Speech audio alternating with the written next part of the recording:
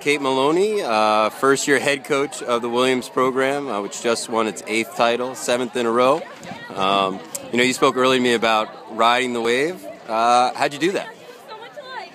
Listen to the kids. Yeah. Listen to what they needed and what they wanted, and tried not to be the stick in the spoke of the wheel.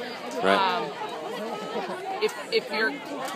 If you have an open ear, and as a coach that's so important, the kids, right or wrong, will tell you what they need at that point in time. And so I've had the luck of having a great assistant coach who had her ear to the ground and could help me sort of navigate. I had 2 great captains who helped me navigate and make the transition smoothly. So, I think I crested the wave.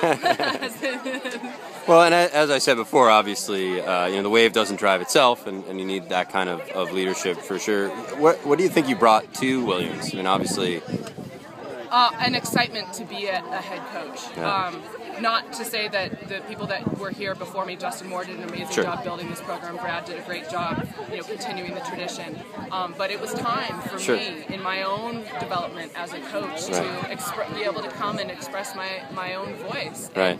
And these women have allowed me to do that, and it's been so fun. And I've just gained energy as the season has gone on.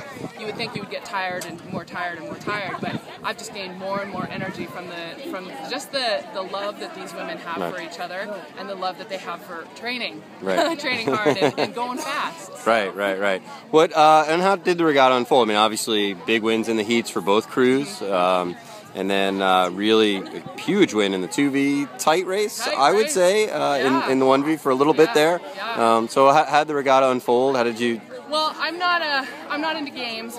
I believe these athletes are tough enough to be able to go full tilt boogie for 2 pieces. So we went out and executed the races that we needed to execute to give us confidence for in the heats. And then today I just knew it was going to be a whole different ball game. So I just said, you got to access that little bit of reserve that you've been saving all season long to go out and want to dominate, and that's going to require accessing an aspect of your athleticism that maybe you haven't called on yet. And of course, you've seen these crews. Bates, again, a similar margin all season. William Smith making up a lot of margin, but so is there an advantage to that to Williams? In D3, a lot of the yes and no. Margins can be deceiving. I mean, and margins get closer as you get closer to championship season, because people tweak their training plans and athletes come into their tapers differently. Headwind, tailwind, right? Yeah.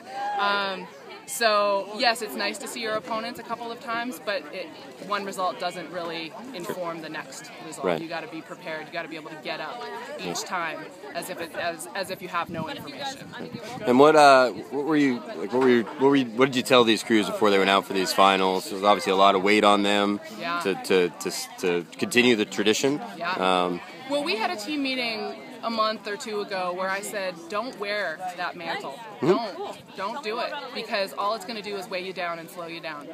Every year is different, and don't wear it as a heavy weight, because you don't need to. It will, like I said, it will just slow you down, and if you train hard and you've got great equipment and I think you've got good coaching, then you're going to be in a really good position to go out and be able to perform. It's not about what has happened before or what's going to happen after. It's about the situation as it exists right now, and the competition as it exists right now. Excellent. Great. Well, congratulations, Coach. Thank you very much. Sure. All right.